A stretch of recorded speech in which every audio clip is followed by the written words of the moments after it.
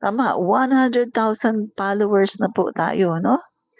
So, 1.2 in exact mga kaibigan, 100.2, no? Ang ating followers.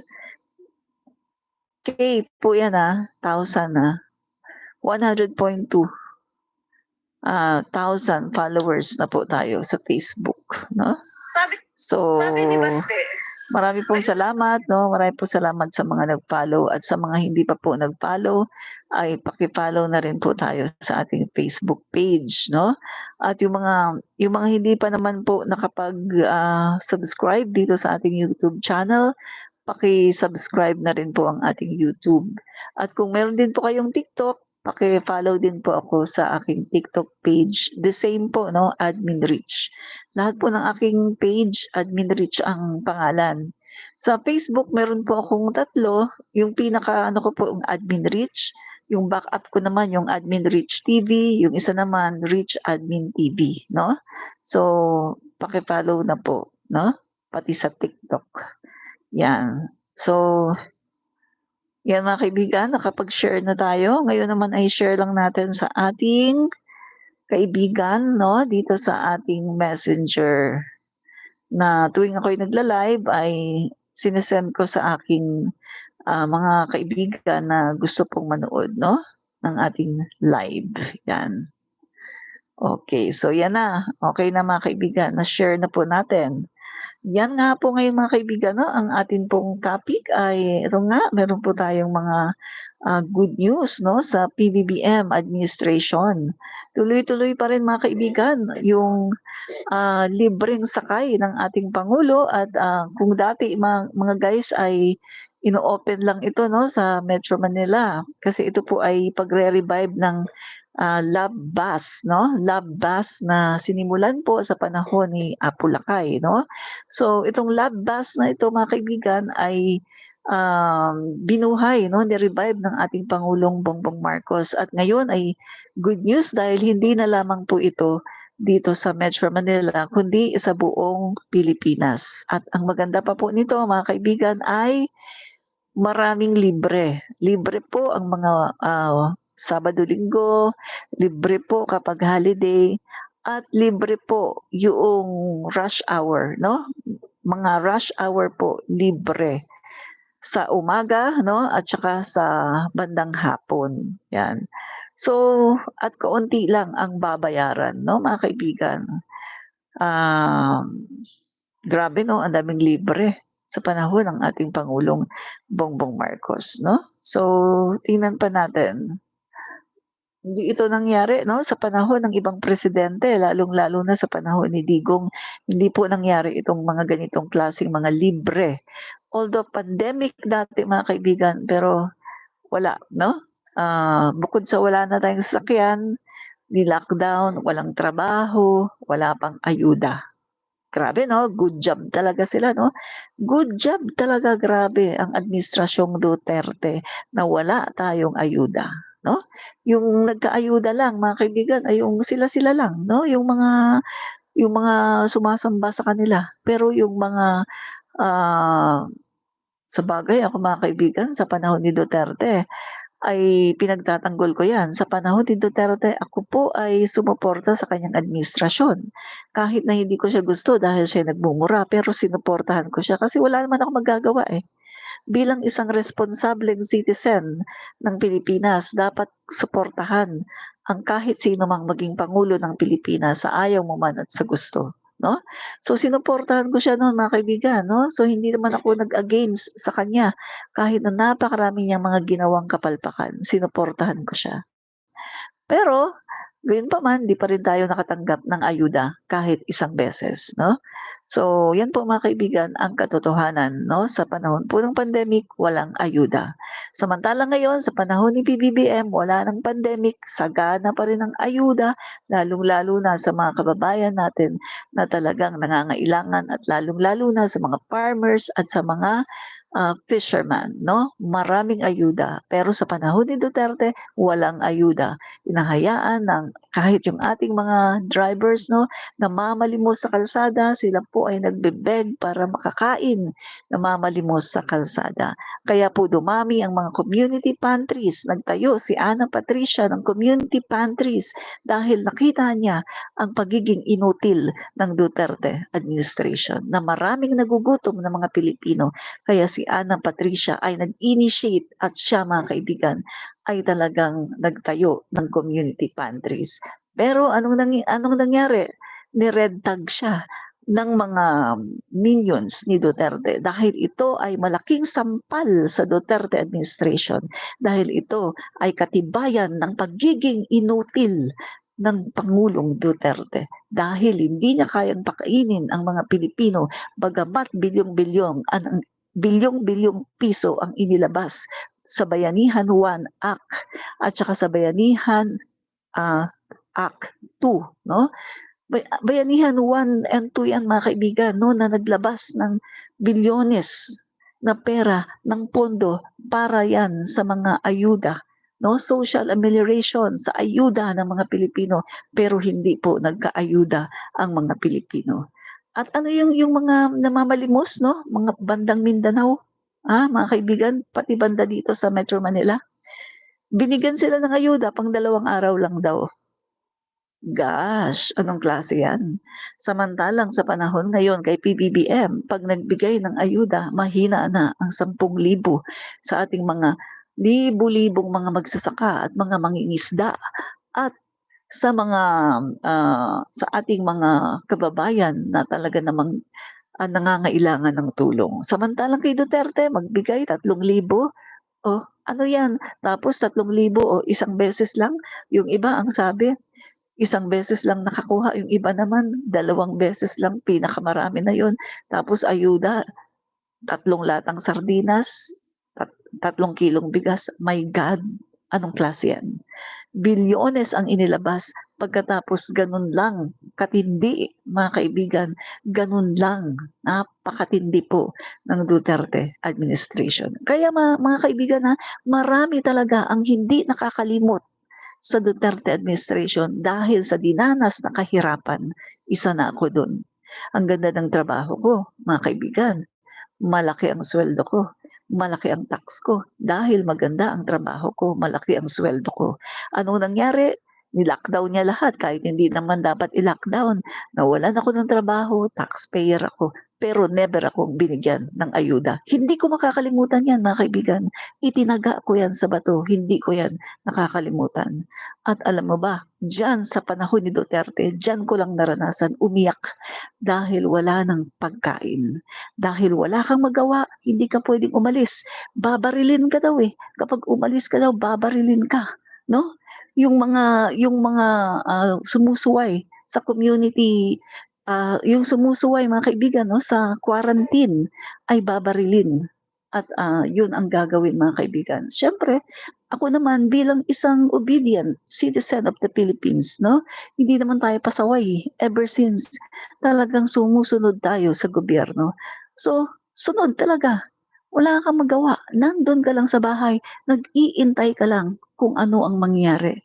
Mabuti na lang mga kaibigan at meron tayong mga kababayan na private citizens na talagang mayayaman, tumutulong. Yung mga private citizens mga kaibigan na nakakalabas dahil sila ay mga frontliner. Mabuti na lang meron tayong mga ganyang kababayan. At meron din akong kapatid, no, na nakakalabas siya kasi frontliner ang trabaho niya, no? At yan mga kaibigan, no? Ayan, kaya nakaka-survive. Pero kung sasabihin mong Duterte administration, wala. Ni isang sa panahon ni Duterte. I-check niyo man yan dito sa aming barangay. Wala ang aming pangalan sa listahan. Ganyan kainutil ang Duterte administration. Hinding-hindi ko makakalimutan ang pagiging inutil ng Duterte administration. Itataga ko yun sa bato, mga kaibigan. Hindi ko makakalimutan ang pagiging inutil ng Duterte administration. Inutil. Inutil. Diba? Yan mga kaibigan, ang katotohanan. Na high blood na naman ako. Mabuti na lang high blood lang ako sa salita, pero hindi naman sa aking blood pressure. Yan. So mga kaibigan 'no, mag-ingat po, kasi may namataan na tropical depression 'no, si Isang. At, ito si Isang daw mga kaibigan 'no, ah, sana po ay hindi ito mag-landfall 'no, sa ating bansa 'no.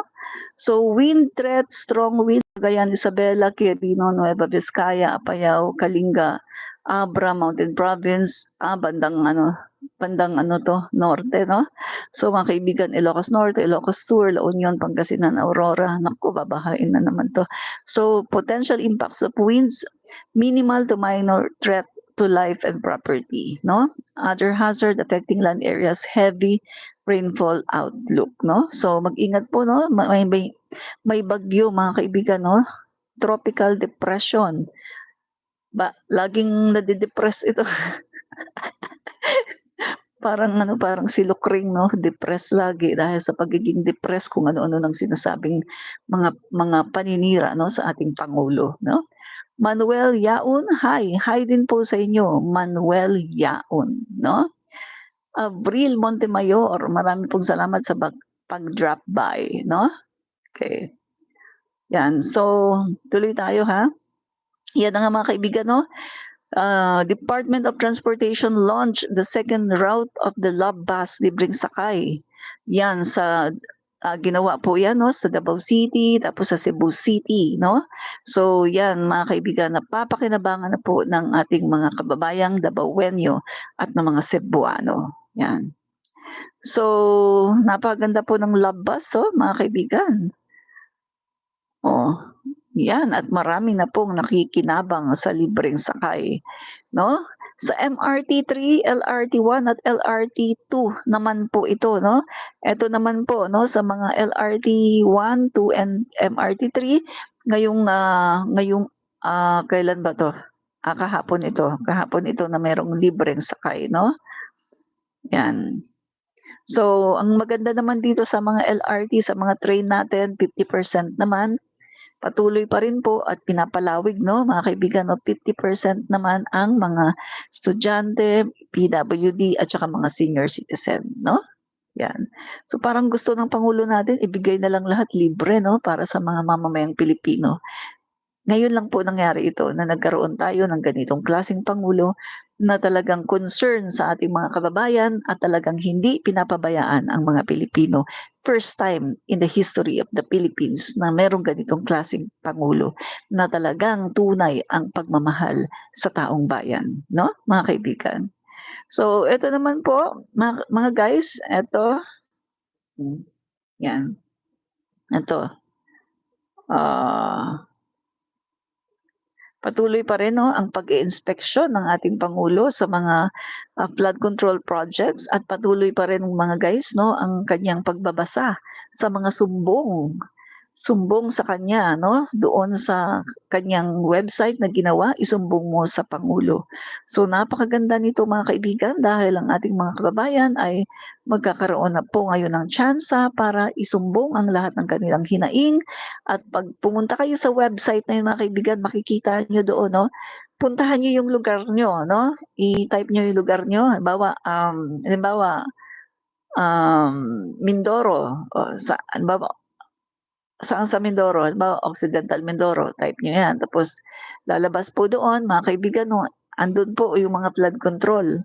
So, titingnan niyo po meron pong nakalagay doon na report 'no, doon banda, halimbawa Mindoro tapos andiyan kung yung nakalagay yung date, kung kailan siya natapos, magkano yung budget, tapos sa bandang dulo may nakalagay na report 'no, naka-red po siya, report. So click niyo lang 'yon, pagkatapos mag-report kayo. Halimbawa na may nakita kayo na yung flood control na sinasabi do'n ay hindi naman totoo, wala naman, hindi naman siya ginawa, report po ninyo At yun po mga kaibigan, patuloy po ng ginagawa ng Pangulo natin na pinupuntahan po niya personally ang mga flood control projects na 'to na nire-report ng ating mga kababayan. Yan po mga kaibigan ang kagandahan sa ating Pangulo dahil ang Pangulo po natin ay talagang very hands-on, hindi po siya nagpapaloko. Hindi po katulad doon sa kanyang Vice Presidente na anong sabi ng Vice Presidente niya? Isa ako sa naging problema sa DepEd dahil hindi ko na-review ang matatag curriculum dahil wala akong background sa education. So ngayon alam na natin bakit nagkawindang-windang, bakit total failure siya sa DepEd dahil hindi pala siya hands-on.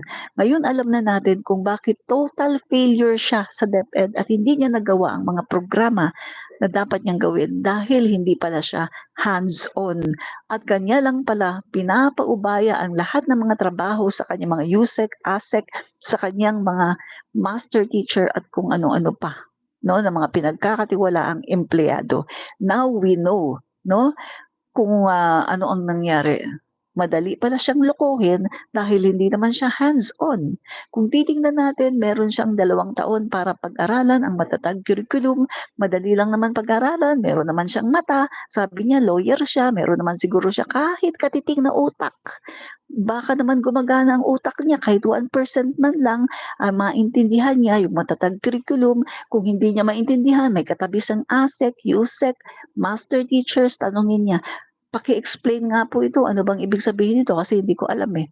Huwag siyang magmarunong mga kaibigan. Yan ang hirap kay Sara Duterte. Nagmamagaling, nagmamarunong dahil sa kanyang pagmamagaling at pagmamarunong, ayaw niya magtanong sa kanyang USEC at kanyang ASEC ng diretsahan. Pag-aralan niya sana, pinag-aralan niya sana ang matatag curriculum at tinanong niya sa kanyang mga USEC, ASEC at mga master teachers kung ano ang ibig sabihin nun. Sa loob ng 2 taon, hindi niya matututunan ang matatag curriculum. My goodness, napakabugok naman talaga ng Vice Presidente natin. Naturingan na lawyer pero hindi nag-aaral. Napakatapad ng bugok ng Vice Presidente na yan na walang alam kundi pumunta sa iba-ibang bansa at para manirang puri sa ating Pangulo. At ginagawa niya lahat mga kaibigan para siraan ang ating Pangulo dahil gusto niyang maupo bilang Presidente ng Pilipinas. Gayong sinusuka na siya ng mga Pilipino. Sinusuka na siya ng mga Pilipino at ayaw na sa kanya dahil sa kanyang ugali. Grabe, lutang na lutang talaga ang Vice Presidente. Lutang, 'di ba? Okay. Ano pa?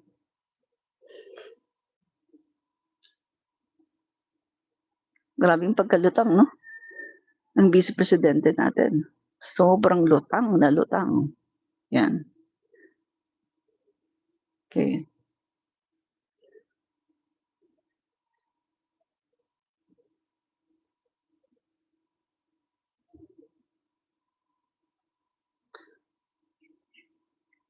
At yung ano, yung paninira, na nalaman natin mga kaibigan 'no, na yung mga paninira pala sa pangulo natin ay nanggaling mismo 'no, directly sa Office of the Vice President. Yan ang lumabas mga kaibigan 'no, according to Maharlika. Nahuli sa bibig si Maharlika na ang mga paninira ay nanggaling pala sa Office of the Vice President. Oh, eto just read between the lines. Eto.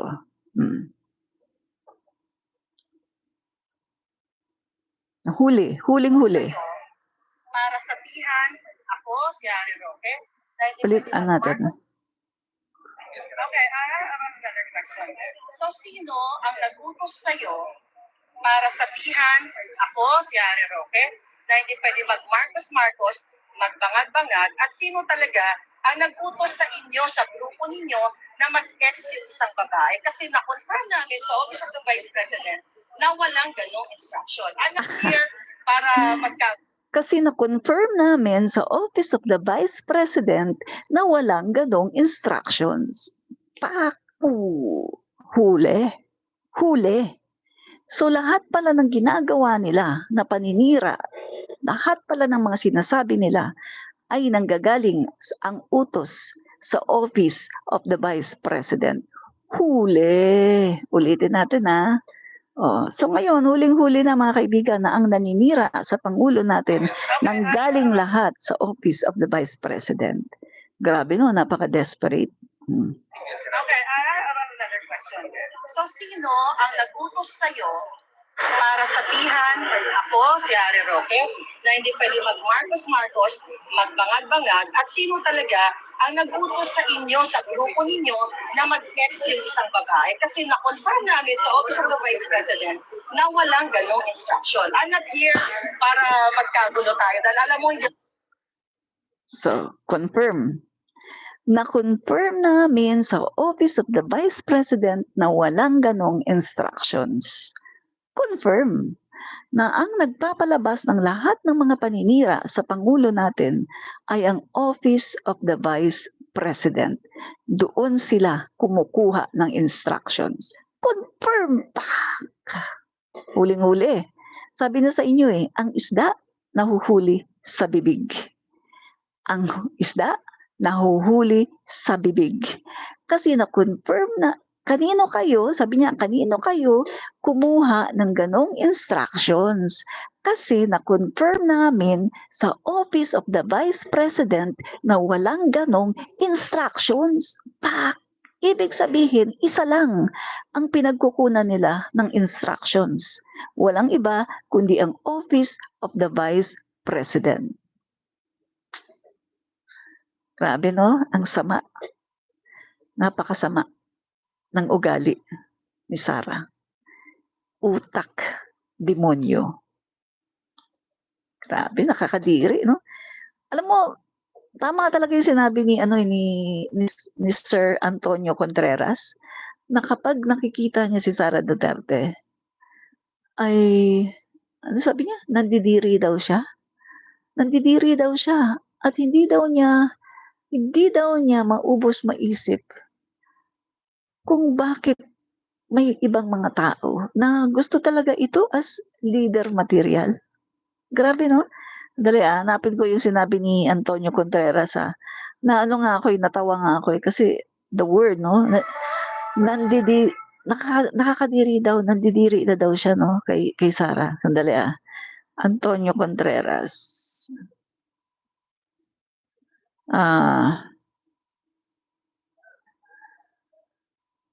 BP Sara, on BP Sara.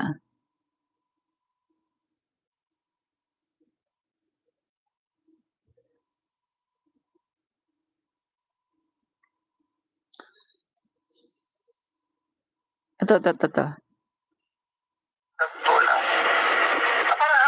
Nakakasuka. Ang sabi pala nakakasuka daw. No, nakakasuka. Ako sa Sara Duterte, talagang parang gusto kong masuka. Ayun. Ako sa Sara Duterte, talagang parang gusto kong masuka. Pag nakikita daw niya, sabi niya, pag nakikita ko si Sara Duterte, parang gusto kong masuka. Sa totoo lang, sabi niya. Ako sa Sara Duterte, talagang parang gusto kong masuka. Sa totoo lang. Parang how can people love this woman? How can people consider this woman as a leader material? Di ba? Wala. Ako sa Sara Duterte, talagang parang gusto kong masuka. Pag nakikita ko sa Sara Duterte, talagang parang gusto kong masuka. Sa totoo lang. Parang how can people love this woman? How can people consider this woman? Pag nakikita ko sa Sara Duterte, talagang parang gusto kong masuka. Sa totoo lang. Parang how can people love this woman? How can people consider this woman as a leader material? Pag nakikita ko sa Sara Duterte, talagang parang gusto kong masuka. Sa totoo lang. Parang how can people love this woman? How can people consider this woman as a leader material? Pag nakikita ko sa Sara Duterte, talagang parang gusto kong masuka. Sa totoo lang. Parang how can people love this woman? How can people consider this woman as a leader material? Yan. Tama siya Alam mo kung bakit? Unang-una, si BP Sara Duterte, walang talino. Ano natin kung bakit niya nasabi yan Unang-una, si BP Sara Duterte, walang talino. Ba't ko nasabing walang talino? Guys, walang common sense, walang alam sa pagsagot, hindi marunong makipagdebate, as in wala. Nagre-rely lang siya sa pagbabasa. Tingnan niyo kapag nag-i-speech siya, binabasa na nga lang mali-mali pa. Tingnan niyo mga kaibigan, nung siya ay, nung tumakbo siya, 'di ba? Never siya mga kaibigan na ano, na nakipagdebate. Never siyang sumali sa debate kasi hindi niya kaya. Hindi niya kaya na makipagdebate dahil hindi niya kayang sumagot sa mga issue. Tingnan niyo sa mga press conference, 'di ba? Limited ang tanong, yung mga sinasala muna 'no, ng mga katanungan saka sa kanya sasagutin. Tapos anong sinasabi niya? Oh, tama na wala ng follow-up question. Sinasabi niya 'yan, 'di ba? Sa kanyang press conference, dinig ng mga tao, wala ng follow-up questions. Tama na. Oh, pinipili niya mga kaibigan at ayaw niya ng mga follow-up questions. Kasi kung ano lang yung question na ibinigay sa kanya nauna, iniisip niya, ito ang isasagot ko. Tapos kapag may mga follow-up question, hindi na niya alam kung ano ang isasagot. Wala po siya nito. Walang ganito si Sara Duterte. Sabi ko nga sa inyo, magdebate kami niyan, talo ko 'yan. Talo sa akin 'yan 'pag nagdebate kami, mga kaibigan. Lawyer siya, hindi ako lawyer. Bigyan niyo lang ako kung anong topic. Kung tungkol sa batas 'yan, aralin ko. Talo sa akin 'yan. Walang-wala sa akin 'yan mga kaibigan pagdating dito. Common sense, wala siyang common sense. Wala. Pagdating dito wala siya mga kaibigan. Wala. Wala siyang maipagmamalaki, wala siyang ibubuga. Public speaking, puro lang siya ad hominem, puro lang siya paninira, puro lang siya bintang. Sa dami ng binintang niya sa Marcos administration, meron ba siyang nilatag kahit isang ebidensya? Sa dami ng kanyang mga sinabi ng mga pangit tungkol kay Speaker Martin Romualdez, halos lahat bumalik sa kanya, sa tatay niya. Sabi niya, si Speaker Martin Romualdez criminal daw. Ano ngayon, yung tatay niya nakakulong sa The Hague sa kasong crime against humanity. Lahat ng mga sinasabi niya, ni isang ebidensya, wala siyang nailatag. Kapag ikaw ay lawyer, ang ugali ng isang lawyer, bago ka magsalita, dapat back by evidence. Bago ka magsalita, dapat isipin mo kung may ebidensya. Yun ang lawyer, yan ang ugali ng lawyer. Pero sa ugali ni Sara Duterte, isa lang siyang marites. Isa lang siyang umaatikabong marites. Puro ad hominem, puro paninira ang alam, pero ni isang ebidensya, walang inilatag. Yan number 1 yan. Number 1. Kaya si VP Sara Duterte ay nakakasuka. Tama ang sinabi ni Antonio Contreras, no, ni Professor Antonio Contreras, na tuwing nakikita niya si VP Sara Duterte, para daw siyang nasusuka. Dahil sabi niya, paano? Bakit ito nagugustuhan ng ibang mga tao? Bakit daw gagawing leader ang isang ganitong klaseng babae? So, number 1 X na siya doon. Pagdating dito, wala. Wala siyang ganito. Ano pa? Pagdating sa pakikipag-usap, pagdating sa karakter, X. X din siya. Unang-una, wala siyang karakter ng isang leader. Ano ang isang leader? Paano maging leader? Ang isang leader, nakikita niyo naman siguro ang ginagawa ng ating Pangulo. Ang isang leader, walang sinasanto, walang sinisino, kahit ano ka pa. Dilaw, pink, pula, pare-pareho. Ang treatment. Ang isang leader, hindi magpapabor sa pula dahil siya ay pula. Hindi papaboran ang dilaw dahil siya ay dilaw. Hindi ganon ang isang leader. 'Di ba? Katulad ng ating Pangulong BBM, hindi niya pinapaboran dahil ito ay bumoto sa kanya, papaboran niya. Hindi niya ginawa. Kaya nga ano nangyari kay Maharlika? Si Maharlika, 'di ba, nung mga panahon na siya ay nangangampanya, 'di ba? Talagang campaign for PBBM. Umasa na nabibigyan siya ng seat sa gobyerno. Pero hindi nangyari kasi hindi naman nakita ng Pangulo na qualified siya. So sino ang inilagay? ang nilagay doon mga DDS, no? Si Trixie, DDS. Yun ang gustong-gustong makuha ni Mahardika yung PCO. Pero ang nilagay, isang DDS na si Trixie. Oh. Later on, tinanggal din dahil nakita incompetent. So, ganun po yung Pangulo natin. Vic Rodriguez, napakatagal na niyan, nakasama ng ating Pangulo, BBM, pati sa kanyang laban doon sa kanyang electoral protest, kasama niya si Vic Rodriguez. Nung nahalal ang Pangulo, binigyan niya ng pwesto, Executive Secretary. Pero anong ginawa ni Rodriguez?